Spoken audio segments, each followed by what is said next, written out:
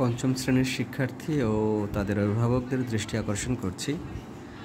পঞ্চম শ্রেণীতে যতগুলো চ্যাপ্টার রয়েছে তার মধ্যে অন্যতম গুরুত্বপূর্ণ এবং কিছুটা নতুন হলো লসাগু ও গসাগু বিষয়ে যে গাণিতিক সমস্যাগুলো। তো আজকে একটা প্রাথমিক আলোচনা করছি, এর ধারাবাহিক কয়েকটা ক্লাসের মাধ্যমে শিক্ষার্থীদের কিছুটা ধারণা পাওয়া যাবে বলে মনে করছি।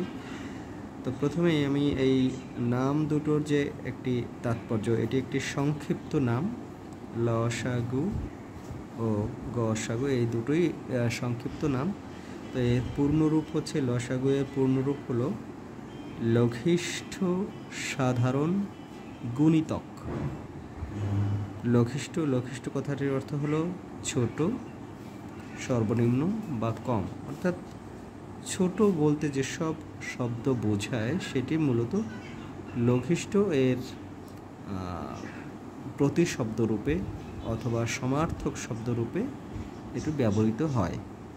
সাধারণ হচ্ছে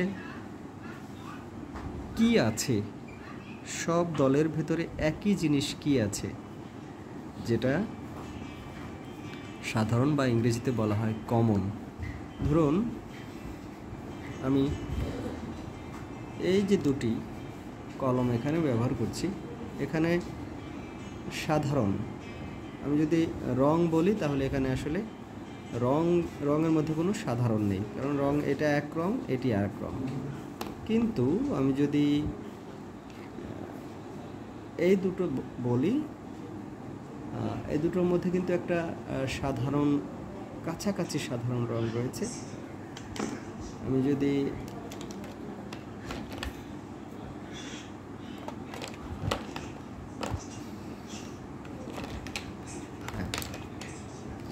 এই দুটো কলম ধরি, তাহলে এই দুটো কলমের মধ্যে সাধারণ একটা রং রয়েছে। সেটি কি? সেটি হচ্ছে নীল। কিন্তু ক্লিপ দুটো যদি বলি, তাহলে কি এর মধ্যে সাধারণ কোনো রং রয়েছে? এখানে রয়েছে সাদা, এখানে রয়েছে নীল। তো সাধারণ হলো যে উভয়ের মধ্যে কি এমন আছে যে উভয়ের মধ্যেই রয়েছে, সেটাই হলো সাধারণ।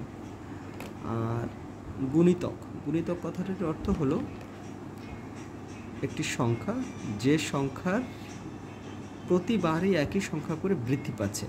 অর্থাৎ আমি যদি গুণন করতে থাকি তাহলে পরবর্তীতে যে সংখ্যাগুলোই আমি পাই সেই সংখ্যাগুলোই হলো ওই যে প্রথম সংখ্যা, তার এক একটি গুণিতক। যেমন 5 এর গুণিতক 10, 15, 20, এভাবে কিন্তু আমি যত গুণ দিতে থাকবো ততই কিন্তু 5 এর গুণিতক সংখ্যা বাড়তে থাকবে। যেমন 7 এর গুণিতক কি হবে? 7 দুগুণে 14, 7 3 21, 7 4 28। এই যে 14, 21, 28 এগুলো হলো 7 এর গুণিতক। অর্থাৎ এই যে লঘিষ্ঠ সাধারণ গুণিতক, এর প্রত্যেকটি বিষয়ই আলাদা আলাদাভাবে আপনাদেরকে বোঝাতে পারবো এবং সেটা বোঝাও খুব জরুরি। তো আমি এরপরে যাচ্ছি, আজকে যেহেতু প্রাথমিক, একেবারেই প্রাথমিক একটা আলোচনা, তো আমি যাচ্ছি এর পরে। গসাগু এর পূর্ণ রূপ হলো গরিষ্ঠ সাধারণ গুণনীয়ক। গরিষ্ঠটির এই কথাটি হলো বড় বা সবচেয়ে বড়। অর্থাৎ বৃহত্তর বলতে যেসব সমার্থক শব্দ আছে সেগুলোকে বলা হয় গরিষ্ঠ। সাধারণত বলেছি যে এমন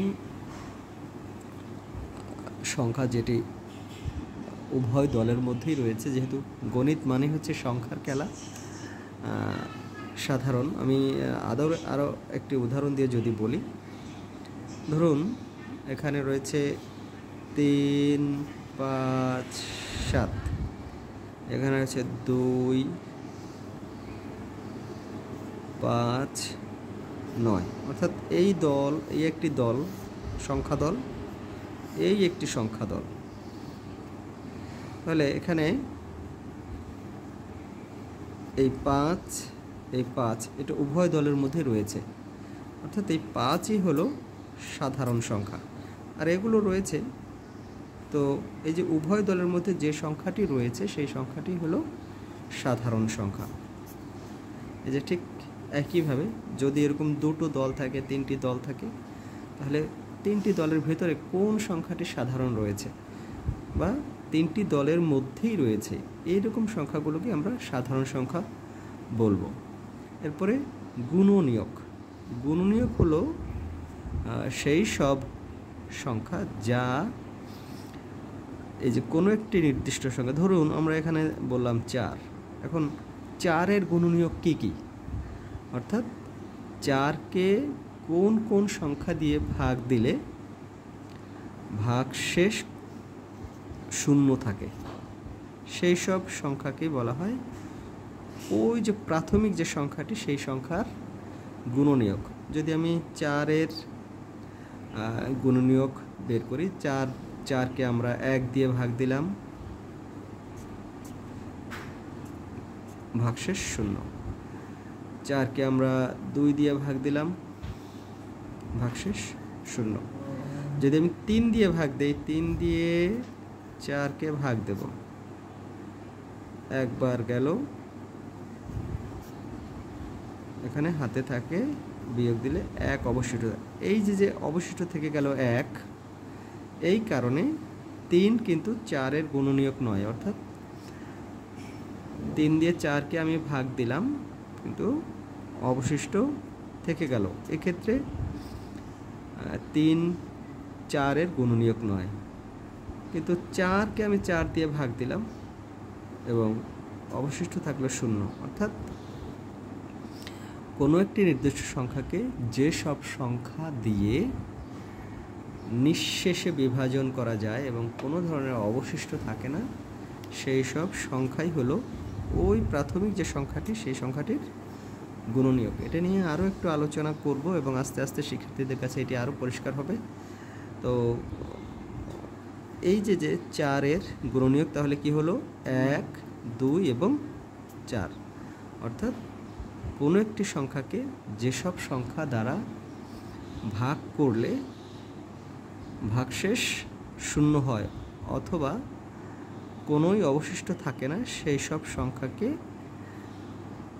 ওই প্রাথমিক সংখ্যার গুণনীয়ক বলা হয়। এটি আমরা উদাহরণ দিয়ে এটা আগে বোঝানোর চেষ্টা করেছি। তো লসাগু এবং গসাগু বিষয়ে আরও ধারাবাহিক কিছু ক্লাস থাকবে। সবাইকে দেখার আমন্ত্রণ জানিয়ে আজকের মতো বিদায় নিচ্ছি। ধন্যবাদ সবাইকে।